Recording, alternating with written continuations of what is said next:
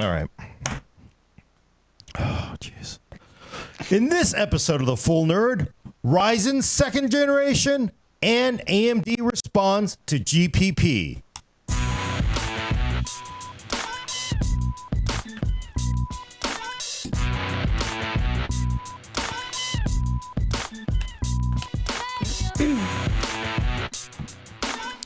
Welcome to The Full Nerd, episode 48. I'm your host, Gordon Ung, with co-host Brad Charkis. It's Friday. And back by popular demand is Elena. Everybody's been wondering where she is. Hi, I'm back. Finally not busy with work. And, of course, controlling the vertical and horizontal is Adam Patrick Murray. And we've already... Hey, Gordon, man. Happy 420, dude. Yeah, we're here on a Friday, 420, man. How you doing? I was going to say Adam will then try to sidetrack us, but we've already been sidetracked before we started. I don't know how much of this is going to be included on the YouTube, but you will see it. You don't actually want to hear it or see it. I don't recommend it. Dude, everyone loves going to YouTube to see the sick fat clouds on 420, man. It's like Poochie. Do you remember Poochie from The Simpsons? This year is going to be especially interesting just because it's legal now in California. But I don't know. What are you talking about? It's legal now in California. Well, so that means like everybody can do it. Yeah, Gordon is not going to address marijuana or its legality, but I will say, thanks to our fine folks over on Twitch for their subscriptions and donations, I did find one of my RGB fidget spinners. Oh my goodness! I believe that was Rusty Shackelford. So yeah, I did that. Thank you. That's like seizure inducing. Where do you get those glasses? What, man? These are just my eyes. I need some drops, dude. What? That is just like Poochie. I don't know why. I think it's a backwards hat. Oh my goodness! We will know that is a Simpsons reference. That is a Simpsons. You can see, and you know what happened to Poochie, Adam? What?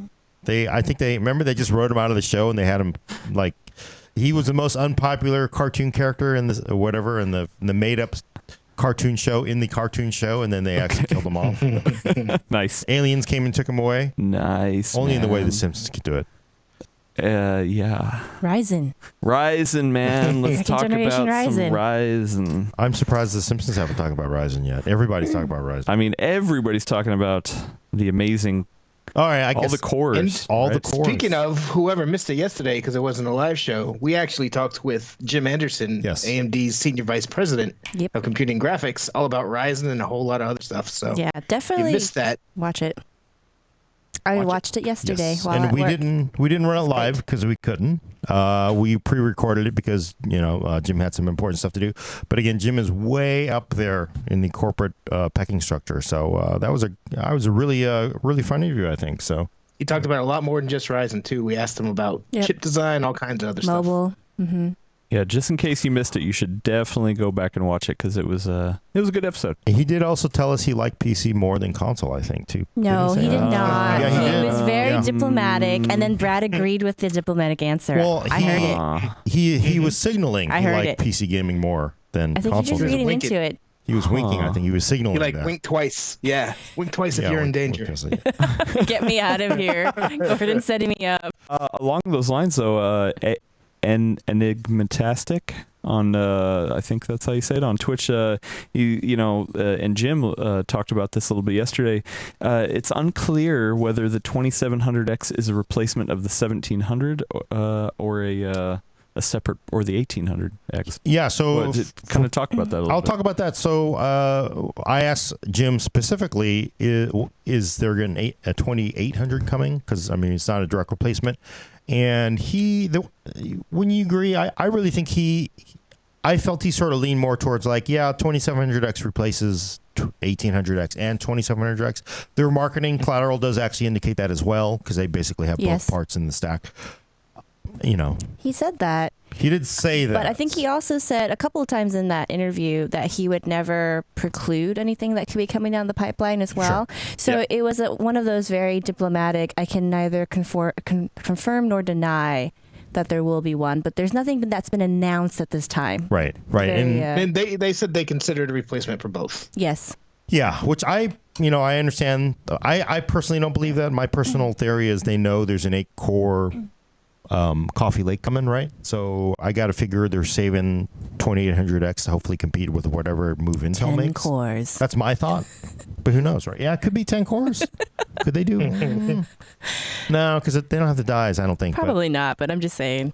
I would think it would be funny. They've basically been keeping the very best chips for a 2800X part, right? We'll see. I mean, that's my thought. I mean, they know it's coming. But then so let's fill people in. If people, Yes. Anybody who is into the topic already knows Ryzen second generation is a pretty awesome part. Essentially the same part, 12 nanometer, greatly reduced latency in the cache as well as main memory somewhat. And the big deal is higher clocks. So they've really sort of figured out all the issues that plagued Ryzen 1. It really didn't hold higher clocks all the time. Even we're not talking about an all core clock, but if you got like 4 threads, sometimes the 1700X or 1800X, it would pull down out of its turbo mode and it just ran at its lower step, right? So anytime we went past 2, yeah. So Ryzen Gen 2 fixes that, and they are just running all the cores at a higher clock speed almost most of the time, right? So the big message, not necessarily IPC. I actually did some IPC testing yesterday. We'll talk about that later. But it's just, it really helps Ryzen get a lot closer to 8700K in those lightly threaded tasks, which was its weakness, right? The first generation part. Yep. So the Precision Boost 2, which is their overclocking technology if you have the headroom, it used to crap out after 2 cores, basically. Yeah. Now it crosses across all the cores until the very end. And it's the same with XFR 2, which is it'll give you more headroom. If you have thermal headroom, if your cooling is sufficient, it'll give you more performance. That also scales across all cores now. So right, yeah. So it's actually interesting because I didn't really test it with a very high end cooler. I used the stock cooler. They said if you added in a big fat ass Noctua, then you actually get a little more performance because it'll clock it up higher. So, and that's even going from a decent cooler to a more decent cooler. So Moxel over on Twitch is theorizing that maybe they're binning the higher clocking chips for a 2800 release. So it's still 8 cores, but maybe even higher clocks.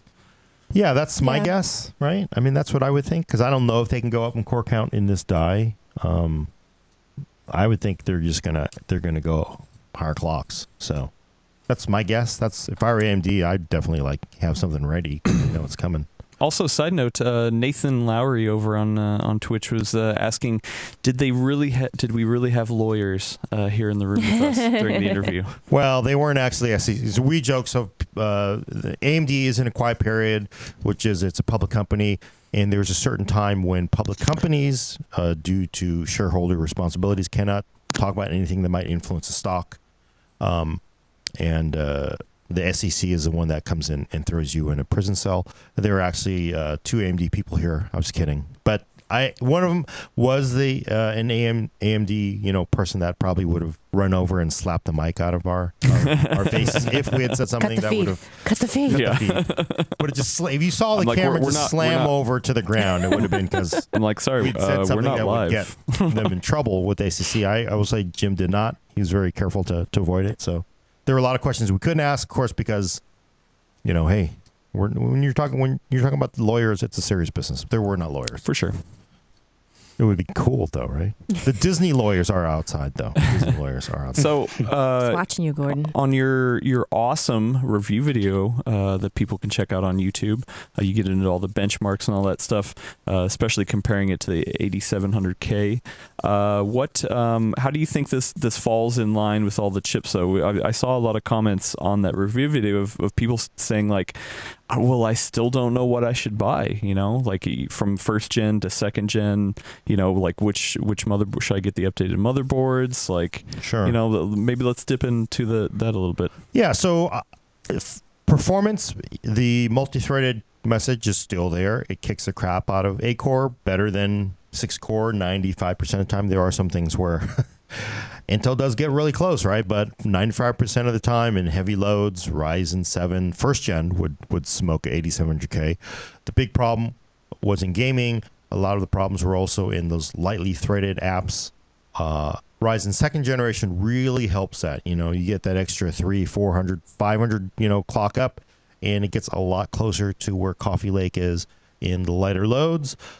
Generally, still slower in gaming.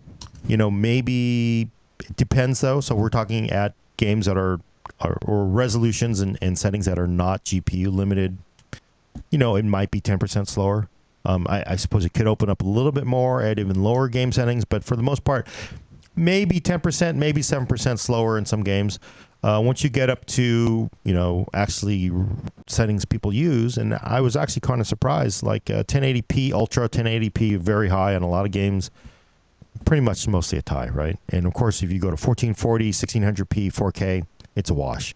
So for the most part, what Ryzen second generation fixes is all those concerns in games and all those concerns on lightly threaded apps, where Coffee Lake did really have an advantage, or even KB Lake, you could make an argument that, hey, yeah, KB Lake, Coffee Lake, it was actually a better chip. And honestly, yeah, I would say that. If you were only going to play games, KB Lake, Coffee Lake was probably a better part for a lot of people if you didn't really care about all the heavy-duty applications. What second gen really fixes, though, is that gaming performance, that low, lightly threaded stuff, and the pricing thing. The pricing thing, I think, is really the thing that really changes the whole equation this time. Because you're getting that cooler in the box in addition to the pricing being lower. So what is it, $329 for the 2700X, and you get the fancy RGB Wraith Prism cooler. And then what's Coffee Lake 8700K going for on the street now? Like $350? 350 to 360. Yeah, and you still have to buy an air cooler of some sort. Right. There's nothing in the box. Sorry. A thing you didn't get into much in your review, but also plays into the cost equation, I think, is the fact that with Coffee Lake, you have to buy one of the high-end Z370 motherboards in order to overclock. Right. Whereas with AMD, if you're just going to have a single graphics card and you want to overclock, you can get a cheaper B350 board, not necessarily one of the higher-end X370 boards or X470 boards. So that just balances out the equation even more. Yeah, there's a lot of things that I think is total cost of build. Of course, this is somebody doing a clean sheet build, right? You're coming from, I need to throw away my old hardware because it's so ancient, and I need to buy something new. Clearly, if you already have existing hardware, that's not part of it. Right. So.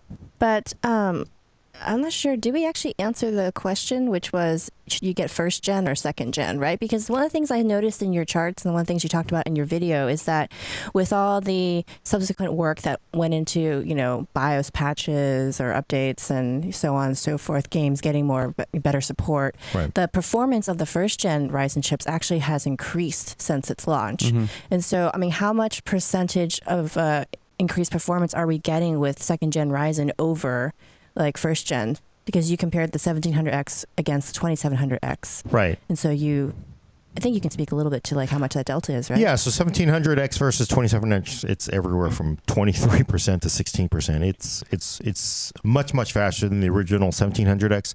1800X, of course, is going to close that gap. But it's also going to cost more. I don't know if you're going to... And remember, even if you bought... It's kind of funny. It almost works against them. If you were at a store and you saw, hey, they've got a 1700X with no cooler versus a 2700X with a cooler, take the cooler plus nice cooler performance. Yeah, nice cooler. Although I will say there have been a lot of people in their YouTube comments that were saying these coolers are crap. They're horrible. I've had one. And of course, he had the Wraith Max. He didn't have the Wraith Prism. The Wraith Prism has actually got direct heat pipe, so it is a redesign. But yeah, no, this is not a $90 Noctua cooler. Let's not fool ourselves, right? This is not 10 pounds of metal on there. This is not a double rad CLC, but it's a really good cooler for the money, which is free, right? So how do you complain about that? It's a really good stock cooler. You would go. It's better or equivalent probably to the Hybrid 212 that you would go get for $30. Yeah, and it has RGBs. Yeah, it's better because it's got. I don't know about performance. I don't know if it would outperform our 212. It might. Who knows? Somebody would have to test that. But it definitely outperforms it in lights, and that is important to people today. You go and look at our review. I had a video of it. It's a 3-zone lighting. You can change the logo, the fan cowl, and you can actually change the fan colors, and you can change patterns. And I've never seen this before. It's actually made by Cooler Master. But you can actually do an SOS message. So if you want to say AMD rules or, Morse code, you mean? Morse code, or That's help pretty me, cool. I'm That's trapped in pretty North Korea. Amazing. Right? You could actually type that message in, and then the cooler will blink that out in SOS. That's pretty Oh, cool. man. Oh, did you do that for the video? Tell me you hit an Easter egg. No, I should have, right? I should have done. Yeah, like, help please me! help me. I'm being held captive in North Korea. Held captive by SEC lawyers. SEC lawyers. Yes. So it's not a bad cooler for the money again, but yeah, getting back to your question, 1700X versus 2700X, there's a big delta. And I think enough to say, like, I would not buy a 1700X over a 2700X. At the same time, if I had a 1700X, would I go out and buy a 2700X? No. If I had an 1800X and I bought it, would I go out and buy a 2700X? Most likely not. I mean, I just don't really see it. Okay. You do get a performance increase, but is it really enough to justify trying to sell that part to somebody used? Are you really? You'd have to have a really good way to get out of the original part. Starting clean sheet, yeah, there's no doubt you're going to go for second gen. So, Unless we see a fire sale, I guess. well, Yeah, fire sale is one thing, or Well, say starting fresh, sure, okay. You know what? I picked second gen Ryzen, but which motherboard should I get? That's the other question I've been seeing here. People, I actually have a primer that I posted on PC World today. what Brad's time to PCWorld.com? shine. Nice. Updating. I did originally published it last year with the first gen boards, but now there's X470 boards, so I updated to include all that. If you're a gamer, the sweet spot is really the B350 boards. So all the first gen motherboards still work with second gen Ryzen, because that'll give you what you need. B350, it'll let you overclock, etc.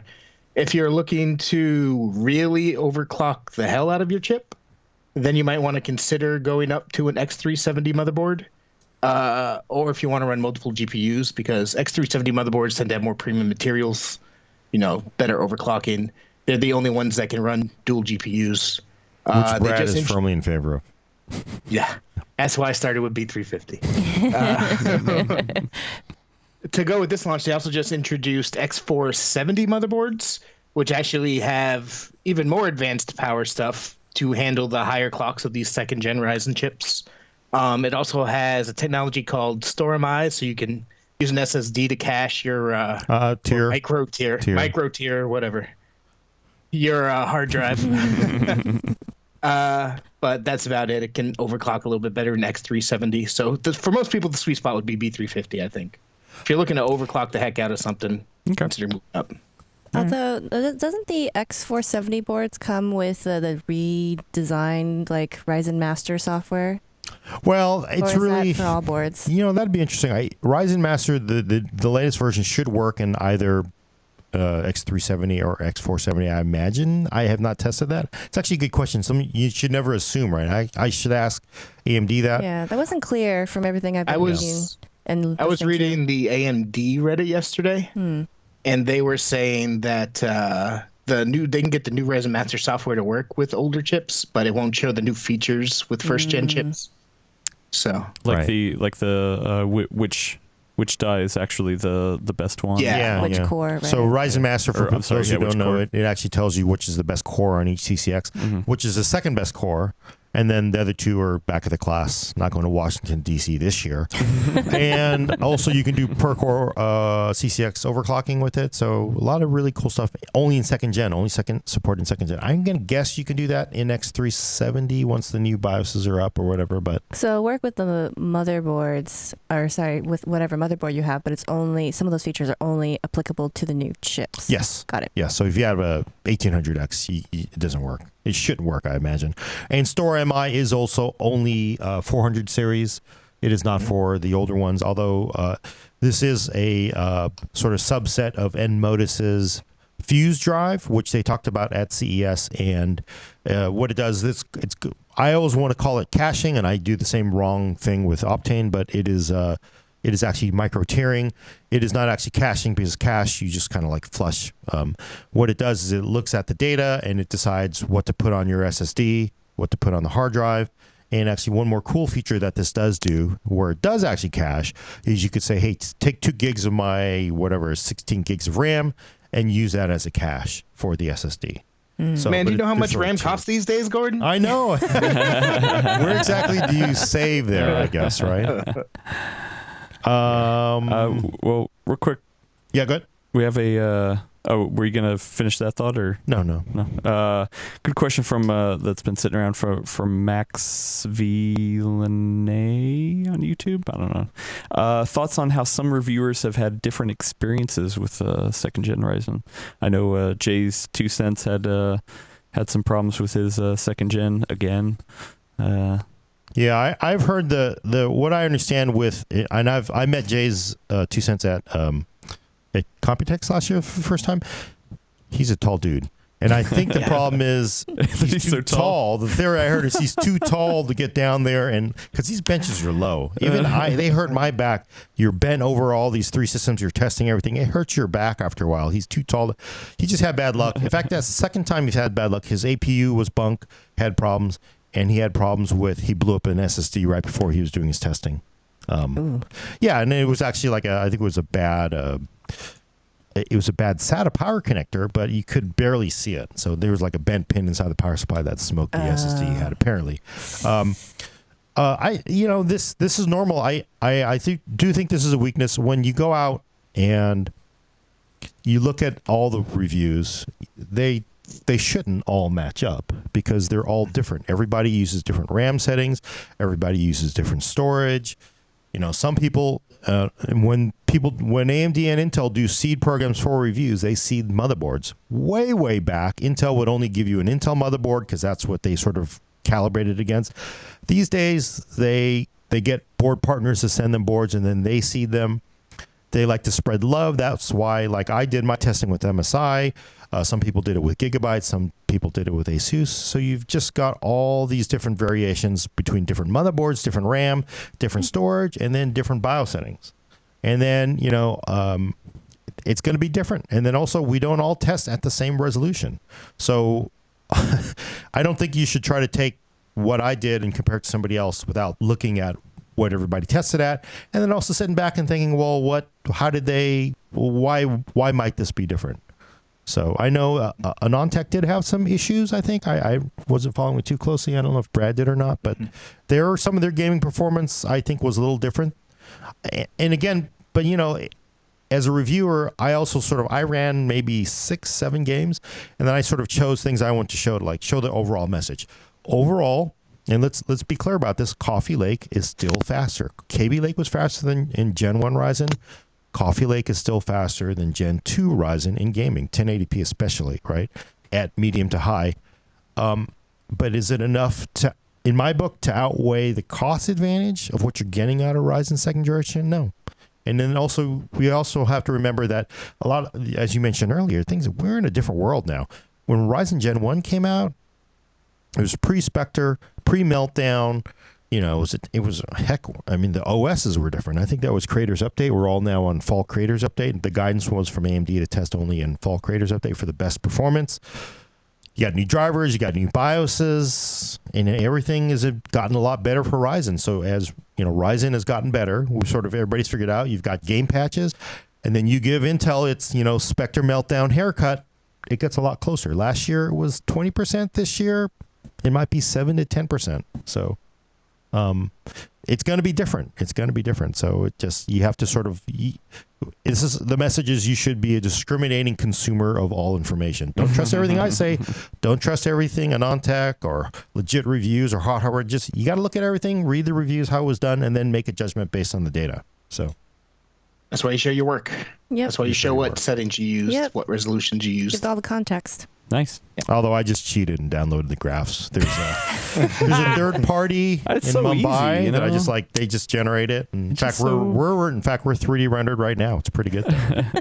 So easy. Right now, in particular, it's a real complicated time to be testing too. Although Gordon totally handled this review, I don't have firsthand knowledge, but with all the different BIOSes going around with Meltdown and Spectre, usually when you're testing new motherboard chipsets like X470. BIOS updates come fast and furious in the lead up to launch. So it's complicated. Yep. Reviewing a CPU before it comes out. So, that we've got some people talking about this in both all three chats. But I'll bring up Clayman's question. Talking about Threadripper. What's next for Threadripper now that we've seen second gen Ryzen? What do you think that means? I'm trying to think of what I can say. I can't. They said there will be second gen Threadripper this year. Second gen Threadripper is coming this year, and I will say I understand that AMD is already stocking up parts for that. So, hint, right? Clearly, we can see where that's going. So 48 cores confirmed. I don't know about number of cores. I mean, do you think we're going to go higher? I don't know. Well, I think everyone should watch that interview with Jim because he does talk about that. Yeah. I would expect the same base underlying improvements that you saw with second gen Ryzen to apply to second gen Threadripper, though. The higher clocks, the whatnots, all that stuff. Right. And, actually, it's one thing I don't think it's been such a long time, but I never was able to find out because, Threadripper's, socket was different than EPYC, right? You couldn't take an EPYC and drop it in a Threadripper. You can take a Threadripper and drop it in an EPYC. What was never really clear to me, and I think James Pryor may have answered this, and I probably just forgot, but I always wanted to know. So there are inside of Threadripper, there are 4 chips, right? Each of those currently contains, space where you would put 8 CPU cores each. I never found out so 2 of those are basically just, dead chips spacers to give it structural integrity. I never did find out, well, if you actually did populate those with live, chips, does the Threadripper socket support all 4 hot dies is what I want to know. And I don't think I ever got an answer to it. So, stay tuned. Yeah, stay tuned, right? You never know. AMD could go crazy, right? They could say, 24 cores Threadripper. So over on Twitch, Metal Saber Wolf is saying, what would happen? Apple's moving away from Intel chips, going to make their own. They're asking, is there a possible chance that they could choose AMD instead? What do you think? I think it's a possibility, although I would think there'd be a better chance of them buying up AMD wholesale rather than being a customer. It does have a lot more liability. There would also be issues because of licensing issues with AMD and Intel. Honestly, I still don't believe Apple's even going to do that. The day that Apple doesn't make an x86 Macintosh and they try to move it to ARM PowerPC is the end of the Macintosh. Bring back PowerPC. That's what I sort of see that going. But yeah, but it's interesting though. It's an interesting thought because the new Mac is coming out next year. The Mac Pro, the desktop one. Yeah, right. Not going to look like a trash can. That's and it's interesting because it's for content creators, theoretically Macs, right? And Ryzen shines when you're creating content, so it'll be interesting to see what that's stocked with. Yeah, and I think I read something recently where Facebook is developing its own ASICs now. Right? Yeah. All those big companies that run hundreds and thousands of servers do stuff like that. Right. And, the main reason they do this, I think, of course, you'll never know from them, right? They're saying, no, we really believe in this. It's because they don't like paying Intel. Intel's the number one supplier of CPUs to data centers in the entire world. And Intel makes bank on data center. Facebook, Google, Amazon, they have nothing to negotiate with Intel. What are they going to say? Intel's like, what are you going to switch to? Why don't you try to run some of those ARM chips you're developing, right? How about that PowerPC thing? How's that going for you? Right? So I do think they like saying, oh, well, we're going to do this, so you need to give us a better price. So nice. We'll see. Over on Facebook, we got a AJ Starling. He's saying productivity in Ryzen 2700X looks better than the 8700K. Will optimization make the Ryzen 2700X better in gaming, or is it an issue with 8700K won't be beat? I think we're sort of at probably the limits of what you can get out of OS driver BIOS optimizations, although maybe they could squeeze a little more out of BIOS. The big issue is games. I think there could be more game optimizations going forward. And as we do hopefully approach the DirectX 12 world, it'll get better for them, possibly. Mm-hmm. But I will say, I didn't mention this, but I did do IPC testing. Yesterday, I ran the 1700X, the 8700K, and the 2700X, all set to 3 gigahertz. 3200 CL14, and Coffee Lake was about 5% faster. So I'll update my review actually on the website today as well, so you can see a chart. But 5%, and they still have a 5% IPC increase. Last year they probably had an 8% IPC increase because, Spectre Meltdown, you take a little bit of a hit. So it's hard for me to see Ryzen outperforming 8700K in clocks and IPC. I think something important to keep in mind too is that yes, although the 2700K or 2700X, pardon me, flashback, might not be the fastest gaming chip in the world because the 8700K is. To be within 7 to 10% of that is really, really good. And that 7 to 10% only shows up in edge cases when you're running at very, very, very high frame rates. Right. And so, you also got to ask yourself, will your eye even notice the difference between 154 frames per second versus 162 frames per second kind of a deal? Right. Although, there's always asterisks. Asterisk would be there are some games where 2700 is as fast, in fact, faster. But that's probably the exception, right? Newer games. Yeah. I will say, though, I have a 240 hertz panel sitting out there. It's 1080p. I have a 1080 Ti. Should I run an 8700K overclocked or should I run a 2700X overclocked? If you really want to get anywhere near your 240 hertz frame rate, I would go with 8700K. But that's That's very much an edge case. Very edge Brad case. mentioned. Yes. Is that an edge or yeah, okay? That's right. I have 100, and I'm sitting here using a 144 hertz monitor at 1440p, and the 1800X drives it just fine. Oh yeah. Yeah, that is. We should make that clear to everyone. Again, 4K, 1600p, 1440p, it doesn't matter. Even a lot of 1080p at Ultra, it's close enough. There's no difference. So. We got a question that was asked a little earlier. Sorry it took so long to get to it. Small Fluffy Rodent on Twitch is asking, any guess for release of B450 boards, or is it not planned? I wouldn't be surprised if they released them just so there's new hardware, but there's really not a huge reason to roll out a whole new motherboard refresh, I think, for these second-gen Ryzen parts, because the existing B350, X370, A320 boards will run them just fine. The reason it was a big deal for the Intel chips is because it uses a whole new chipset. So when Coffee Lake first came out, the only motherboards you could use with it were the high-end Z370. So that's why everyone was waiting for the rest of the refresh. I think there's no pressing reason to wait for a 400 series board. Although I got to say, I was just thinking earlier when you mentioned the B series chipset, you guys kind of like that whole B marketing kind of letter just kind of turns me off for some reason, because it's B is budget, it's cheap, Really? It's because they want you to upgrade to X370 and Z370, man.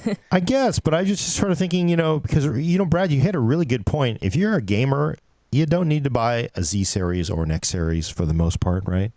Unless you're not running multiple GPUs, unless you want all the kind of cool looking beefy heatsinks and RGB.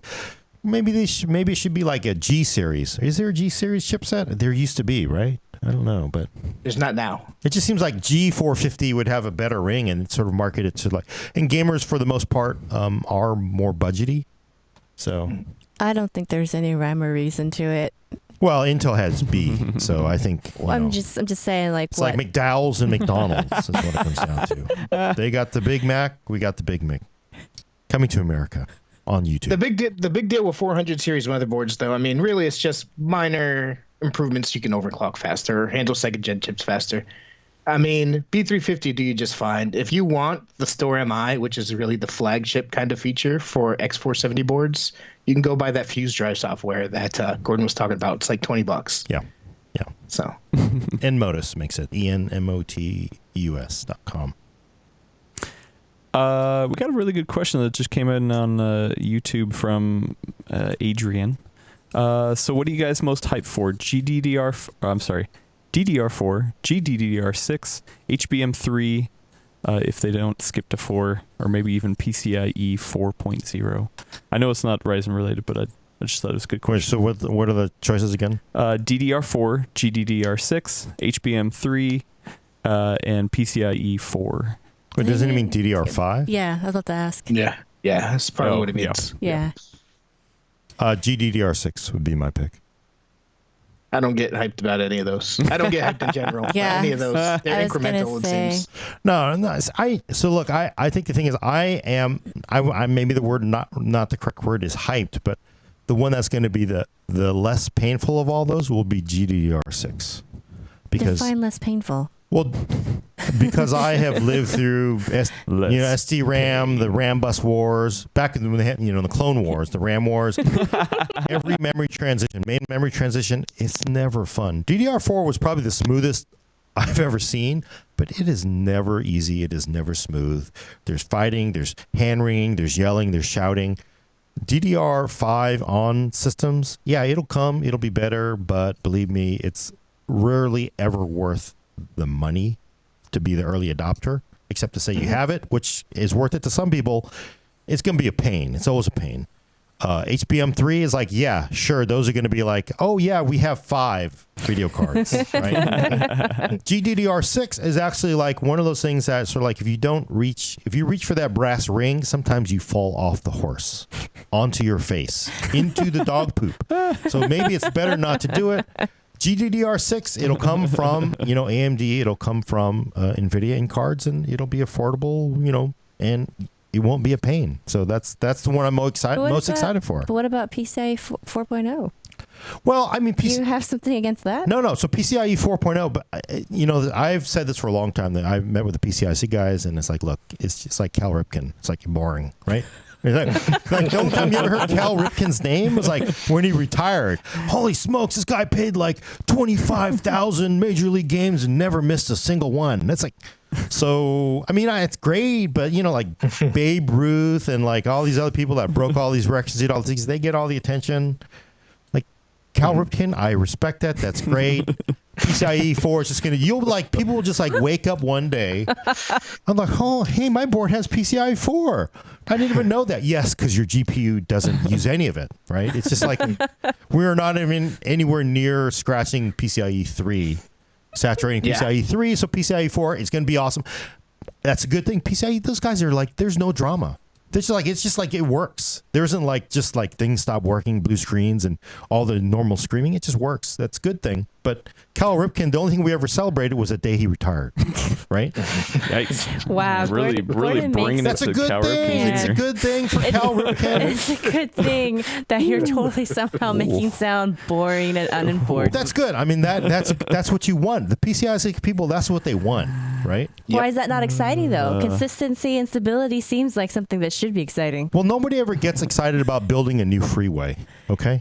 And that's what it is. And that's what they do is they're building a new freeway.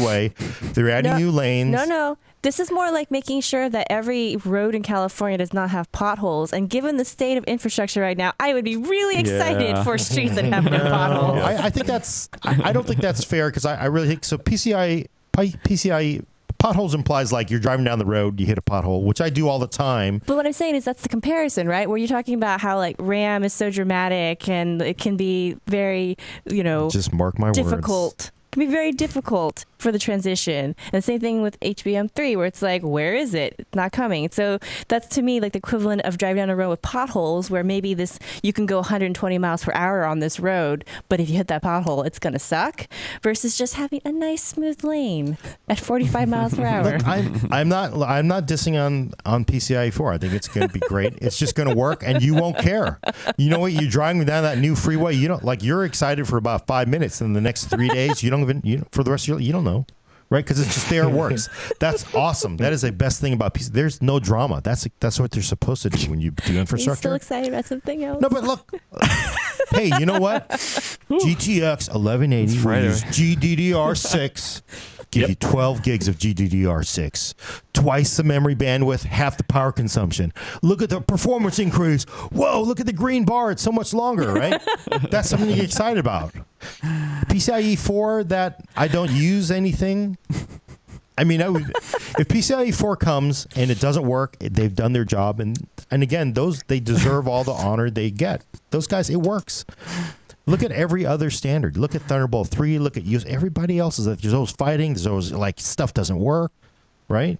PCIe is just going to come out. It'll be there, and you won't even notice. And that's a good thing. But that's why I'm excited about it.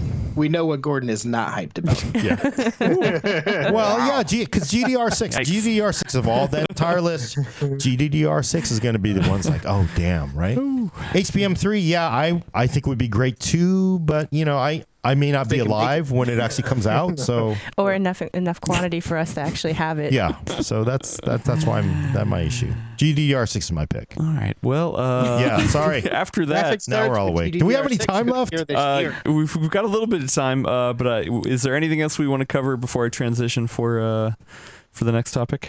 No. I mean, let's just take away Ryzen 2, everything Ryzen 1 should have been. Well, Ryzen 2 Gen is everything Ryzen 1 Gen should have been.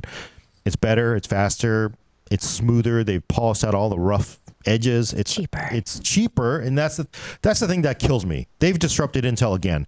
They couldn't really make it cheaper because Intel's already squished them with prices on 8700K.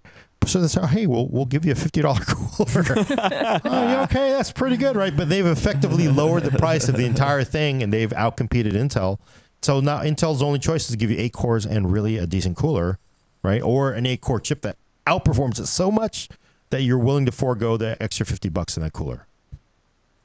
Nice. Good stuff. Sweet. And definitely everyone go over to YouTube and check out, if you haven't already, Gordon's review where he brings up all the charts. He didn't print them out this time. We tried something that he did a little Madden presentation. Yep. And then also our Jim Anderson from AMD interview that ran yesterday morning. It was not live, but I still think it's a good watch/listen. And just, real quick before we go into the next one, I just want to remind everyone that we also have an audio version of the Full Nerd that you can get on any of your podcast apps, from iTunes to Pocket Casts, which is the one I use. So, a lot of people don't realize that we have an audio version. You can listen to us on the go in your ears at any time of the day. Now back to the show, Gordon. Let's talk about some AMD versus NVIDIA GPP. Dun, dun, dun. Yeah. So honestly, I've been in the submarine underwater this whole time, but I guess Brad is up to it. What's up there? So we actually have confirmation of GPP? At least I saw headlines. Not direct confirmation, but to recap quickly, NVIDIA GeForce Partner Program, it's been a brouhaha for a month now. Kyle Bennett, Hard OCP, you guys actually interviewed him about it. Yeah. Said that NVIDIA is pushing partners to agree to the GeForce Partner Program, and that would restrict them to using top gaming brands to NVIDIA cards alone. And there's been, a lot of fury on the internet over that, et cetera, et cetera. Earlier this week, I believe it was Tuesday. I'm not even sure what day today is, to be honest. It's been a long week. Tuesday or Wednesday, maybe Monday, this week, ASUS launched Aries branded AMD Radeon exclusive cards. And that's going to be their new Radeon exclusive cards. The interesting thing is they have Strix coolers, all the coolers you used to see on their old Republic of Gamers cards. But they're no longer using the Republic of Gamers names with these, which gives credence to the GeForce Partner Program allegations. But the interesting thing is at the exact same time that was announced, AMD sent me an email, and they also published a blog post saying that these Aries branded cards are the first. Over the coming weeks, you can expect to see more board partners launch new brands carrying the Radeon name exclusively. So it sounds like, that's an awful lot of smoke for fire and whatnot. You know what I mean? Right. And, of course, we had Kyle on. A lot of people still don't believe what he reported a month ago, saying that this program existed. No one has independently confirmed it, but there certainly has been a lot of silence around it, right? So that makes. And we've asked around. Nobody will say anything. None of the sources will say much of anything. But the interesting thing is at the same time, AMD published a blog post, put out like a slickly produced video and everything, committing to all these new brands coming out. They'll give them freedom, and PCs are open and about choice and real partnerships with real consistency and stuff like that. And the new Radeon boss, Scott Herkelman, who actually used to be a general manager for GeForce, he actually tweeted last night about how he was meeting partner resellers at an AMD sales event in London this week. And in his words, many of you told me how our competition tries to use funding and allocation to restrict or block your ability to market and sell Radeon-based products in the manner that you and your customers desire. So AMD's coming out swinging against these GeForce Partner Program allegations. But they're not actually saying they haven't directly addressed it, interestingly. No. It makes you wonder. I mean, it's clear if this program exists, it's hard not to believe that it doesn't at this point. But if it does, even AMD can't get their partners to go on the record saying it exists, which is kind of funny. Huh? I'm curious to see how much of a difference it actually makes, because like the Asus Aries boards, they basically look like the ROG products with different stickers on them. I mean, they look just as good as what was there before. It's solely a name. So it's going to depend if this exists and they're going to be Radeon exclusive brands. This will be interesting to see whether they're basically just mirror versions of the NVIDIA cards, but with different names. Right. But they do say gaming on them, because that was kind of one of the concerns people had. Is like you could not brand an AMD Radeon as a gaming card, right? Which definitely would have been a big hit.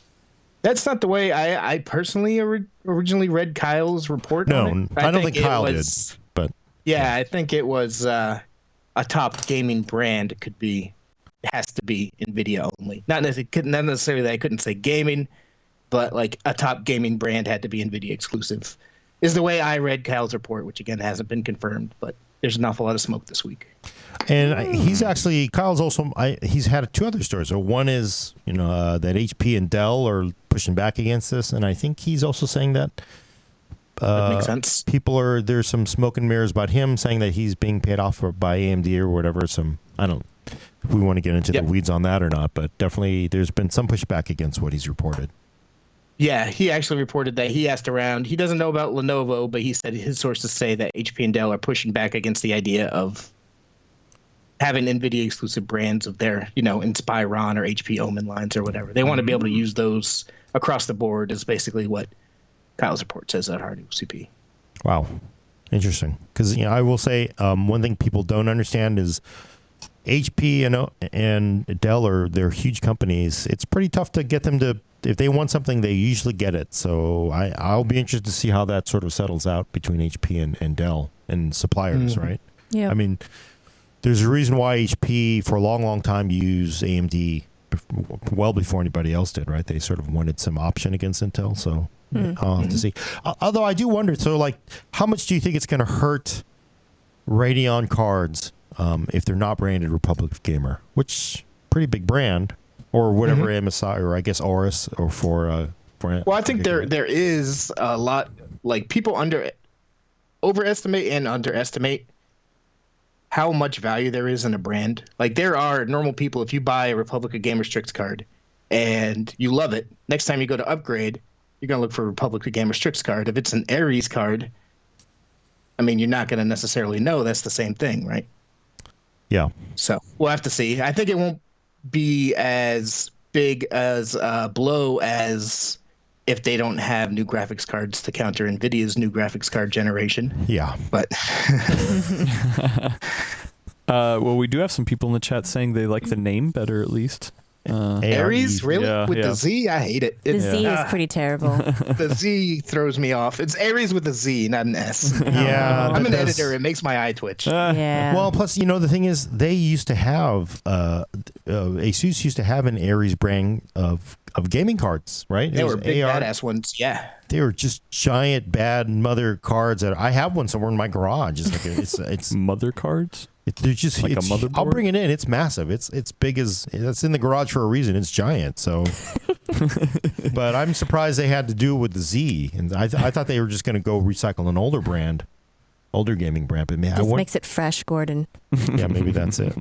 Like wearing your hat backwards with some glasses like that. Leslie says that they're waiting for ROM, Republic of Miners. to come out, so. ROM. Yeah. Isn't that already over? That whole mining thing? Mm. Cards are already back to normal, I guess? No, sort of? not No, normal. Not fully. Not They're fully. just not as crazy, but they're still kind of crazy. Really? Yeah. You'll still pay $230 for a 1050 Ti, say. Oh, that's not any better. Because I get these news alerts saying, "Hey, you can get this GeForce 1080 on Nvidia's website at retail price." I mean, that's And been it's picking gone. up more. The Yeah. availability but- is getting a little bit better direct from certain vendors, like, buying directly from NVIDIA. And I did see a deal the other day for a 6 gig GTX 1060 for like at normal-ish retail, but that went really quick. Yeah, one at this price. Yeah, pretty much. It's still not great. Okay, so that sucks. It's like instead of So, yeah. paying super a lot, just only kind of a lot. It sounds like ones of the futures will have new names if they're using Radeon cards. I mean, it is a bummer that they have to start all. I mean, It's a bummer, but the nice thing, I don't think this is as killer. It's still all shady, but I think it's not as killer given how easy it is to do internet research these days. You just type, what is this? And then Reddit, and you'll get like a full thread of everyone discussing it, and you'll really get a quick, summary of what it means. I think this would have been far more damaging back in the days of before smartphones, where you're at a store, whether that's, Best Buy or something more, local, like a central computer, and you're looking at 2 different cards and you don't really know which one to get. And you Yeah. just kind of go by name recognition, right? But now you can pull out your phone and say, what the heck is this mean? And you're like, oh, that's really just this, and I'll get this one instead. Oh wow, it's cheap. Well- It's cheaper on Amazon. To be honest, until cards reach reasonable prices again, you're just going to buy the cheapest one that you can buy if you Yeah. can buy one. Yeah. So Yeah. yeah, that's true. the name on the box True. doesn't really matter. Very true. Yeah, but it does. I mean, all these companies, like the Republic of Gamers is a huge brand. They've invested millions of dollars in building It it up is. for years and years and years. So now if they, Radeon is pushed off on its own to have to start all over again, it puts them at a disadvantage. But I'm with you, Brad. You're right. I mean, who cares if there is no Navi that competes with, whatever the next generation NVIDIA part is, right? That's all that really matters. I think so. I mean, I think someone's going to first think, I want an RX 580 before they think, I want an Asus ROG RX 580, right? Right. Mhm. So, Yeah, very true. Well, we'll have to see how this all plays out. I mean, who would have thought this drama would have gone on this long? So it's quite amazing. It's interesting that AMD is starting to push back. So, or Yeah, at least PR spin it. yeah, definitely. And get out in front. something is always different every day. All right, so I think we're running right up on the end here. We got any questions that we need to clear up? Yeah, we got 2. One that I'm hoping doesn't go into too much of an old man Gordon rant. no. But Brian Mitchell on YouTube saying, when will Intel get in on this GPU game? They're already there, man.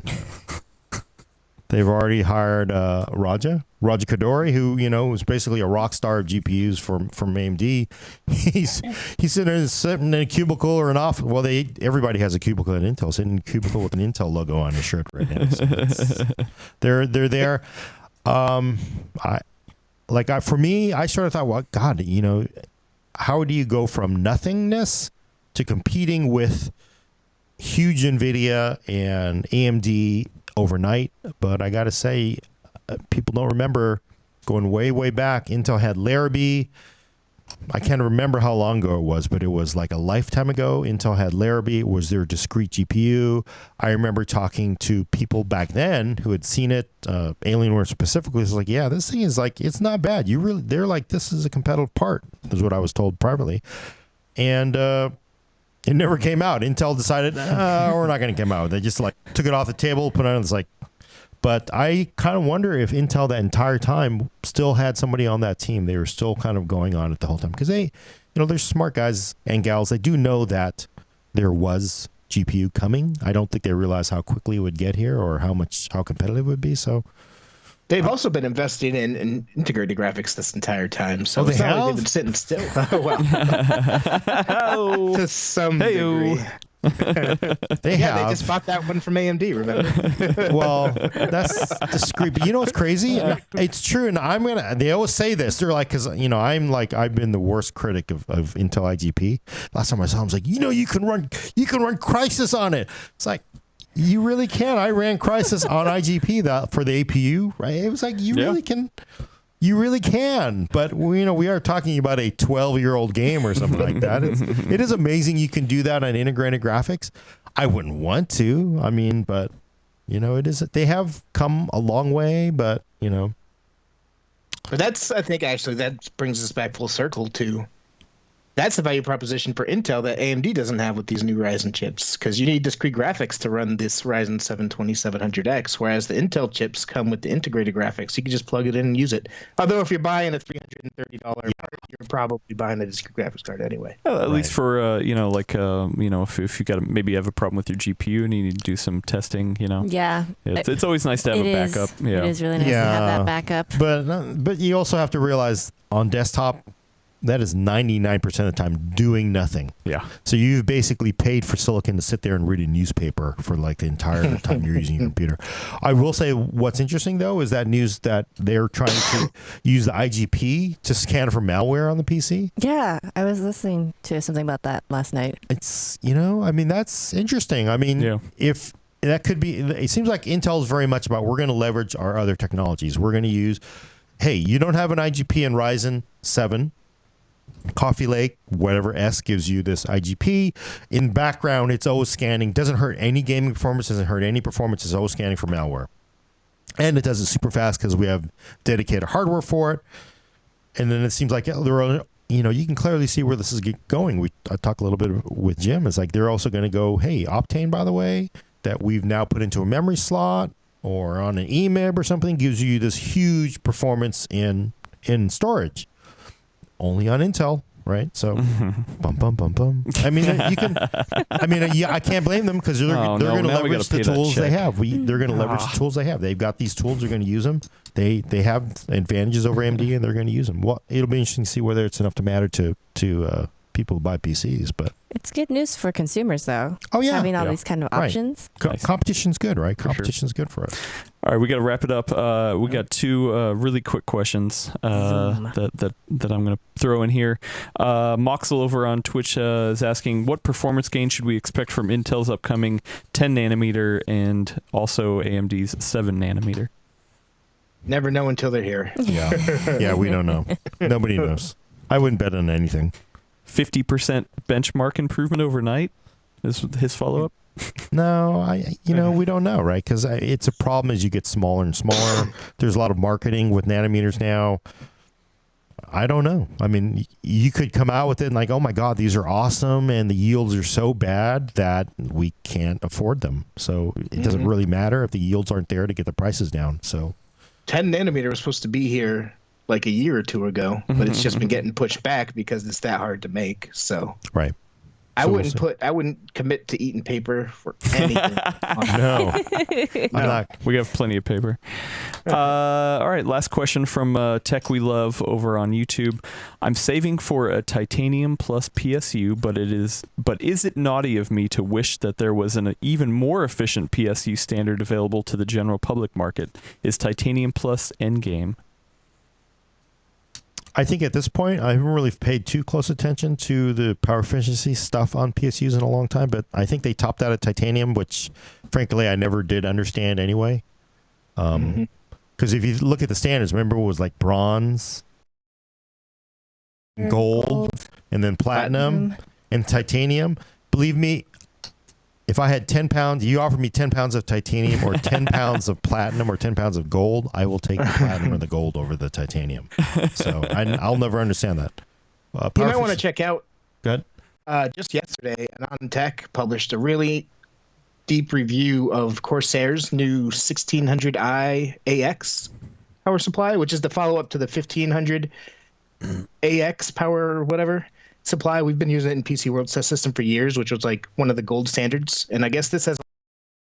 So you should go check that out over at Anon Tech. Oh, really? Okay. Nice. Yeah, they just published it yesterday. Leslie on YouTube says it's going to be adamantium, which I like because that's my name. So. Wow, they could license that from Disney. Or- Not adamantium, because everybody knows vibranium now. Yeah, Adamantium, by the or- way, is stronger than vibranium. What about unobtainium from? I don't know if they had that in the Marvel universe or not. No, unobtainium was from what was that? That bad movie, The Core. No, the It was. not Ridley Scott. Wait, I can't. Oh my god. Anyway, with the blue people, Pandora, Avatar?